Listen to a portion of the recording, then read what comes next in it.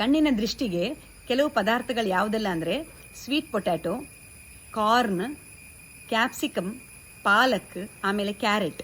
ಈ 5 ಪದಾರ್ಥಗಳನ್ನ ನಾವು ದಿನನಿತ್ಯ ಆಹಾರದಲ್ಲಿ ಯೂಸ್ ಮಾಡಿದಷ್ಟು ನಮ್ಮ ಕಣ್ಣಿನ ಆರೋಗ್ಯ ಚೆನ್ನಾಗಾಗ್ತದೆ. ಇನ್ನು ಕಣ್ಣಿನ ಆರೋಗ್ಯಕ್ಕೆ ತ್ರಾಟಕ ಅಂತ ಹೇಳುವ ಒಂದು ಎಕ್ಸಸೈಸ್ ಉಂಟು.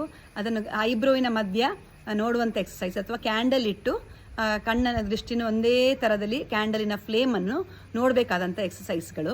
ಈ ಎಕ್ಸಸೈಸ್ಗಳನ್ನು ಮಾಡಿದರೆ ಕಣ್ಣಿಗೆ ತುಂಬ ಉಪಕಾರಿ.